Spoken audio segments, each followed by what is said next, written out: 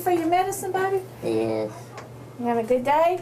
Yes. At birth, sophomore Jim Reynolds was diagnosed with a rare disease called Conrady, thus confining him to a wheelchair.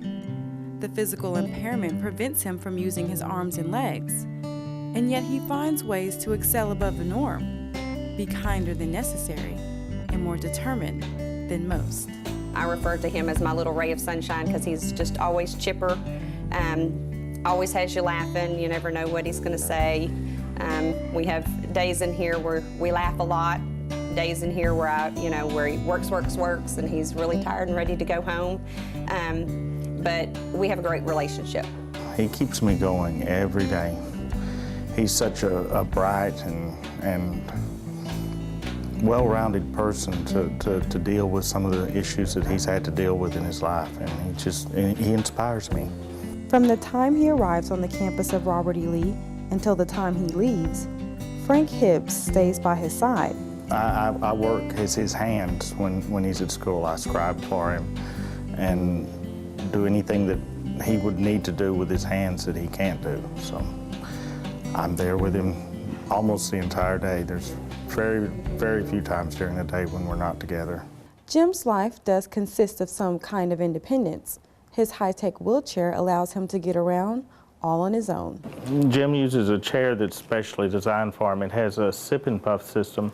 There's a sensor in here that detects as he either sips in like on a straw or blows out, and it transmits it down to a computer that's built into his chair that controls it, so that a hard puff he goes forward, a hard sip he'll back up, a soft puff he turns right, a soft sip he turns left. And it allows him also to do other things. His chair has a remote control built into it so he can control the television at home. Conrady disease does not affect Jim's brain. In fact, he's been an A-B student since kindergarten. And while some kids his age hate math, he loves it. It's a bit 13 square root of 2. Is which one? Y. Okay. Jim's mind is so quick and he's so brilliant that he teaches me things every day. It's amazing to me what all he is able to do. He is a very bright young man. So he's just, he's an inspiration in so many areas. Math satisfies his brain, but sports satisfies his heart. This year, he was privy to become the 11th man on the Robert E. Lee basketball team. Really, sports makes me happy. Never forget the day that we told him about it, gave him the opportunity to become part of the team and help out, and he was just, very, very excited. It was, a moment that you wish that you could capture. I was one of those people that just, I watched sports but didn't really care a whole lot about it. And being around Jim for the last 2 years has just really drawn me into that. His enthusiasm for every sport, and especially for the basketball team, it's just contagious. You can't be around him for more than a few minutes without being drawn into it, without catching it. Well, he's an inspiration to a lot of people. We know that he enjoys sports. He enjoys sports management. He enjoys the computer. He's a whiz on the computer. He's on our team blog.